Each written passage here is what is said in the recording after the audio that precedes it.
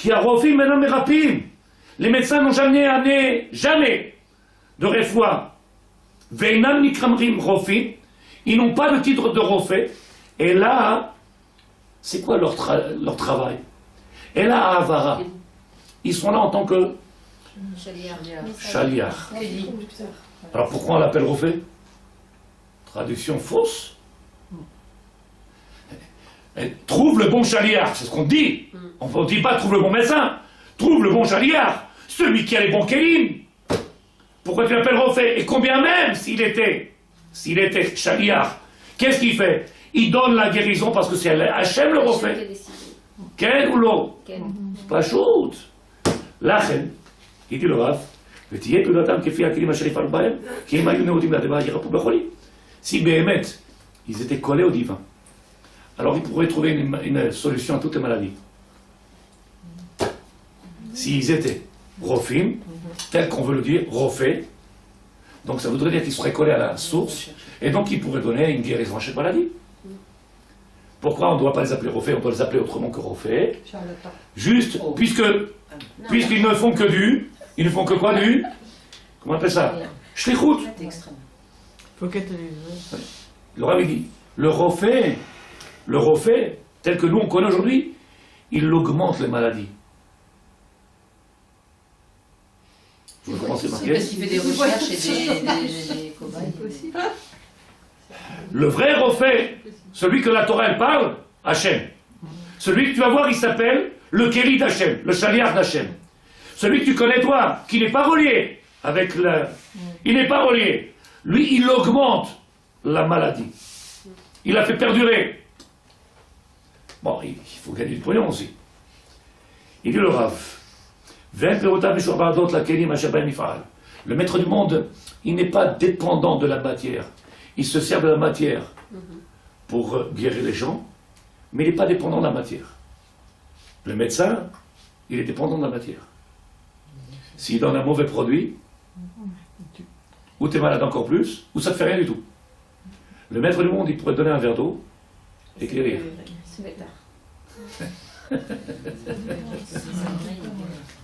Vous êtes d'accord ou vous n'êtes pas d'accord? Un verre d'eau. Tu vas chez Papa Salé, il te dit ensemble. Tu bois, c'est fini. Ni plus cancer, ni plus machin, ni plus rien. Et l'autre, il dit mais à la radio, on a vu. C'était généralisé, mon général. Il n'y a rien. Avec un verre d'eau. Ni piqûre, ni machin, ni souffrance, rien du tout, un verre d'eau. Pourquoi? Qui a ni Hachem refera. Donc il vient du Rav. Al titma. Pourtant, c'est quelque chose, je l'ai fait par étapes, hein, 3 fois je vous l'ai dit, par étapes. Pourtant, c'est la Torah qui nous dit. Qu'est-ce que nous dit la Torah? Si tu fais attention à mes commandements, si tu fais attention à si tu fais attention, alors j'enlèverai toutes les maladies de sur vous. Si tu fais attention à ma Torah, si tu fais attention, j'enlèverai toutes les maladies de sur vous. Le Rav, il dit, on est dans un monde où tout le monde se trompe, où tout le monde, ils ont un regard, malheureusement, ils pensent parce qu'ils ont appris une halakha, ou parce qu'ils ont appris un petit midrash. Je sais, j'ai vu le monsieur, il est malade, c'est parce que sur moi, il ne met pas les filines. Il a un problème à l'épaule, parce que son filine n'est pas cachère. Et les gens, ils font tout de suite, ils sont tous devenus kabbalistes. On est dans un monde où tout le monde fait la kabbala. Et l'autre, il vient, en ce moment, maman est fatiguée, change les sous-autres. Il vient de changer ce matin, l'autre. Ce matin, comme par hasard, pourquoi t'as parlé pour rien du tout? Pourquoi tu parles pour rien du tout? Change les autres.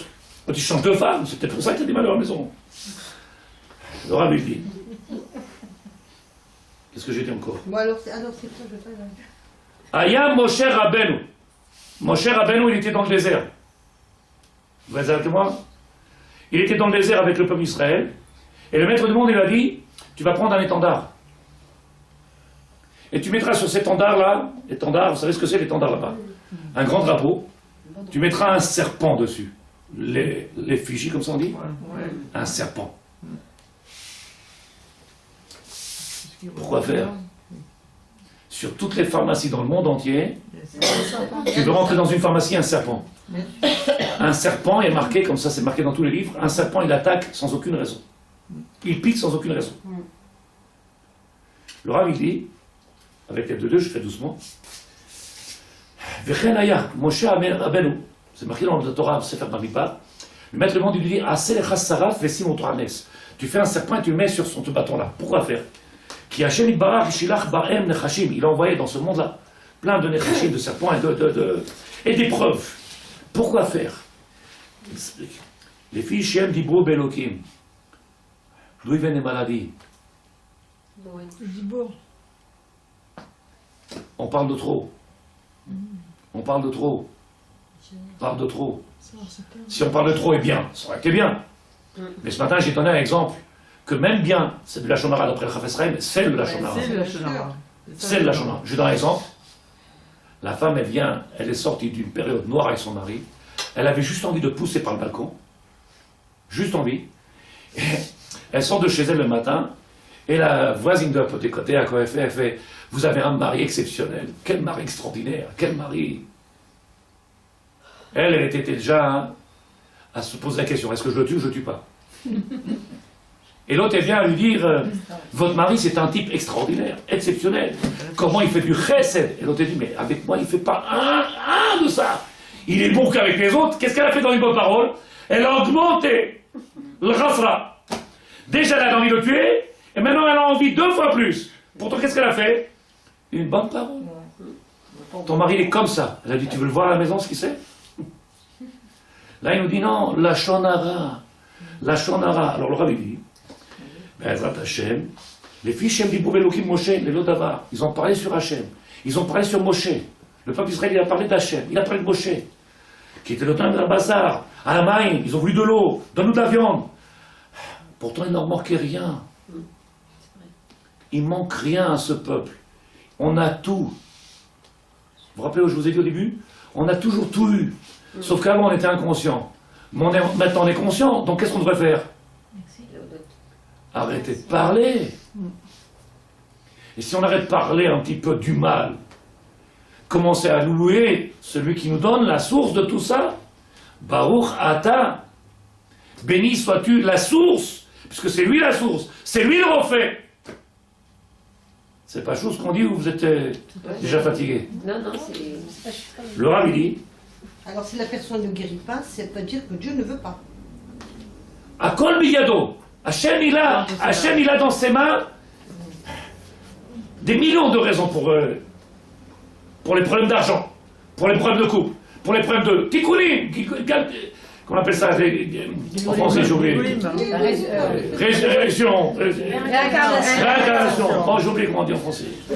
Tikkunim. Jusqu'à qu'ils ont dit du mal sur ce qu'ils avaient de bon. La manne, ils ont reçu. Pas Aman, il marchait mot, Amalek. La manne, ils ont reçu, ils ont parlé. C'est ça qu'ils nous donnent, c'est ça? Ils nous donnent la terre d'Israël. Combien on n'arrête pas de parler de la terre d'Israël? Au lieu de venir louer le maître du monde. Srout. Quelle srout? Le rabbi dit, chez Inyano, Shavé les Nachash. Et le symbole de notre maladie, c'est le serpent. Alors il va dire avec Moshe, prends un étendard et mets un serpent dessus pour leur montrer la raison de leur maladie. Pourquoi le monde il est malade? Tafsiku, arrêtez, la shonara, diburim. Le rabbi dit, rak le tachlit ro'inyan ou ken ba la shonara ishtar piv, bera lelo to'elet. Aujourd'hui on voit que les gens ils parlent, il n'y a pas de to'elet. On a droit à le dire. On a droit de parler. La dame elle vient faire un chidour, on lui dit, oh, ça déquête, moi je le connais, j'ai entendu parler de lui, c'est un voyou, fais attention. On a droit, puisqu'il y a une toilette, il y a quelque chose qui va sauver, qui va protéger. Mais juste dire du mal, parce que là il a parlé, moi je connais pas, je sais même pas de quoi on parle, ou venir et défendre extérieur complètement à l'histoire. Et on rentre dedans, on dit, ah bon? Oh là là, dis donc, pourquoi? Lama!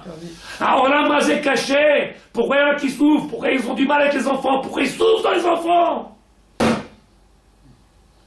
Pourquoi il y en a qui transpirent? Le Rav il dit, Be'ezrat Hashem, Ve'zeu hadavar hamat'eh hamon. Voici ce qui nous trompe beaucoup dans ce monde-là. Ve'zeh hataut nimshach bekol hakavanot. Qui a hamoné. Beaucoup ils se servent et ils continuent à se servir que de leurs yeux. Écoutez bien ce qu'il y a marqué. Le monde, il se trompe dans leur réflexion, dans la façon d'interpréter. Il se trompe. Lequel? Vezeh taout, nimshach doré dorot. De génération en génération, on perpétue les mêmes erreurs. Moi, j'ai connu, c'est pas si c'est droit de le dire, mais vous ne connaissez pas de qui je parle. J'ai connu un monsieur qui a trompé sa femme, qui a été courir après je sais pas combien, il a eu des enfants à ce moment-là, il a jamais un problème de maladie. Moi, je suis Tamil Chacham, je suis toute la journée avec la Torah, j'ai que le problème. Qui c'est le voyou, lui ou moi? Qui est-ce qui peut savoir? Qui est-ce qui a le droit de parler? Qui est-ce qui a le droit de parler? Le Rav, il dit, le taout dans le monde, c'est qu'on pense que quand quelqu'un est malade, c'est parce qu'il a fait quelque chose, ou parce qu'il a rien du tout, c'est parce que... Eh, faux. Il dit le Rav, j'en ai une explication. Laquelle? Ouais, אנשים מטורבים החזקים מתכנסים מעיני העולם. שמונה רואים על תאוות, היו עוסקים בעיקר בישראל ולפני. Combien? Nos parents, qu'est-ce qu'ils ont fait? Ils se sont occupés ou préoccupés du Icar. Il y a ce qu'on appelle aujourd'hui dans ce monde-là les choses importantes et les choses qui sont secondaires de ce monde-là, qu'on n'a peut-être pas obligé de... Dans ce monde-là, on est préoccupé par quoi? Tafel. Le écart le plus important, sur quoi il faut travailler, sur quoi il faut se remettre en question. Ça préoccupe le monde, personne. Lâche. On est préoccupé par des histoires. De quoi tu t'occupes? Occupe-toi de ce qui est important. Il nous donne un exemple. Yaakov. Yaakov Avinu. Quand il s'est sauvé, qu'il est parti de chez... Vous vous rappelez de chez Laban? Vous avez une histoire comme ça? Avait marqué qu'il a été obligé de retourner parce qu'il avait oublié une petite... Fiole. Vous vous rappelez ou pas? Qu'est-ce qu'a dit la Torah? Que le Talmid Chacham, l'homme qui est proche de la Torah, il connaît la valeur des choses. Et donc, comme il connaissait la valeur des choses, alors il a couru pour aller la chercher. Il dit, et nous, on fait la même chose dans ce monde-là. C'est-à-dire que nous, on est comme eux, on court après l'argent. Il dit, mais ça, c'est ce que tu as compris, toi, avec ton regard à toi d'ignorant. Lui connaît le but de cette fiole. Avec cette fiole-là, c'est ce qu'on a fait avec... On a oint, cette fiole d'huile, on a oint, c'est avec celle-là qu'on a allumé à Hanouka, c'est avec celle-là. Il l'a pas fait parce qu'il a besoin de l'argent. Il a fait. Ton regard à toi, c'est quoi? Notre regard à nous, c'est quoi? Terre à terre. On n'a rien. Mais la dame, elle lit aujourd'hui le guide des égarés. En français, vous savez combien on a fait de perturbations dans le monde? Parce qu'on a mis tout, n'importe quoi, à la portée de tout le monde. Il faut un rat pour étudier la Torah. Il faut un rat pour te guider. Parce qu'après, tu fais n'importe quoi, la Torah. Tu peux l'interpréter n'importe comment. Mais si, j'ai lu. Mais tu comprends rien. Tu sais même pas comment ça fonctionne, la Torah. J'ai dit dans un chiour et je dois partir. Si vous vous rappelez, Bezrat Hashem. Le rabbi dit comme ça c'est marqué dans la Chassidoute. Chaque fois que tu prends une paracha, il faut que tu saches que la paracha, elle a parlé de toi d'abord. Elle t'a envoyé un message personnel. Et une fois que tu as vu, et là je lui réponds, je lui dis, je viens.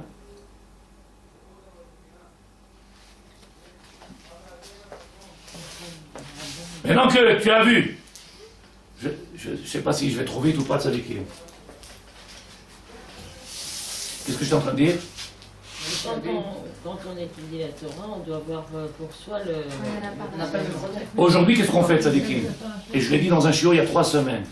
Rappelez-vous, Bémet Tzadikim, c'est tellement important, mais on a Mezalzel, ça. On a été Mezalzel.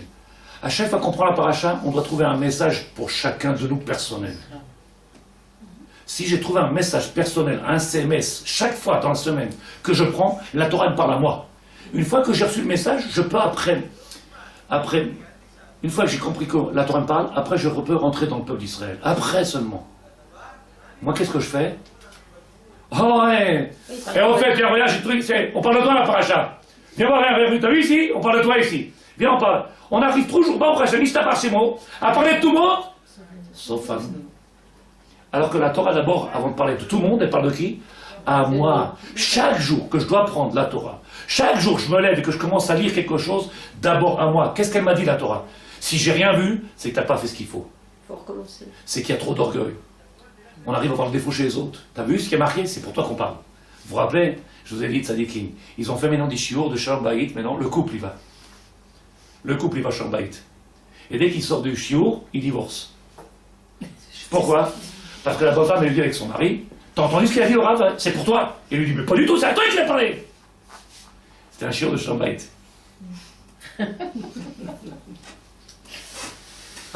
Est-ce que quelqu'un l'a compris? chez Mishmor Otrem, chez Chag Sameach, Bezrat Hashem, que Dieu nous donne les kochot, nous donne les forces, Bezrat Hashem. Et je ne sais pas si ce Shabbat lâcherait là avec les deux, je ne sais pas encore, avec les deux dieux, qui nous donne les forces, on verra Bezrat Hashem. Amen.